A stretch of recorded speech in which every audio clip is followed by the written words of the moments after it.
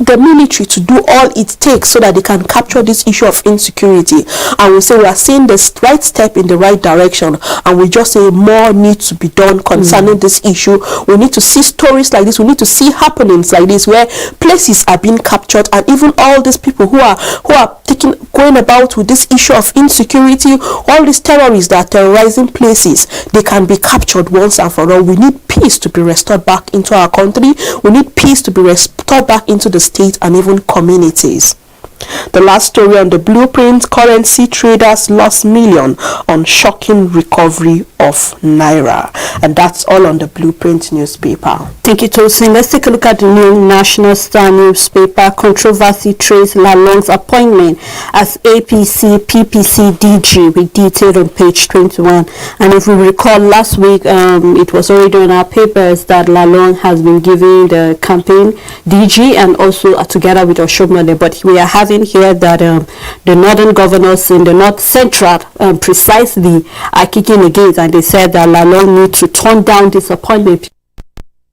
The North Central is not good enough to be given the presidential ticket or even the running mate. Then why should they receive the position of a DG? And that is why they told the Governor Lalong of Plateau State to turn down that offer that has been given to him. So we'll keep our fingers crossed. What is all it? Will the Lalong actually accept to turn this down, or what will be the issue? Now this is not between the North Central governors and also between the Governor of Plateau State. So we'll just keep our fingers crossed. I would like to say you are fighting for someone who have already appreciated this position that was given to him, because he came out and even appreciated the APC government and said that this position that was given to him shows that the belief that Plateau, people of Plateau believe in APC and believe in the future that APC have for them, and he will try all he can do that Tinubu emerges as the next president. So he has appreciated this position, and he has owned up that he wants this position because he has given out his alliance that he's going to look out for ways. He will try all he can take for APC to emerge 2023 as the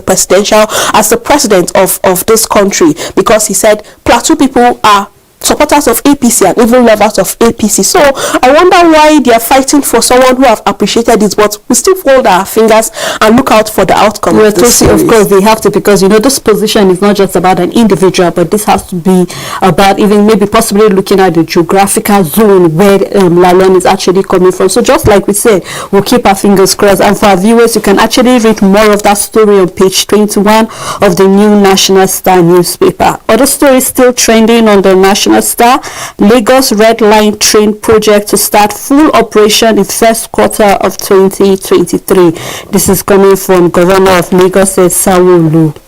And the screaming story here: economy may collapse soon. This is coming from NECA.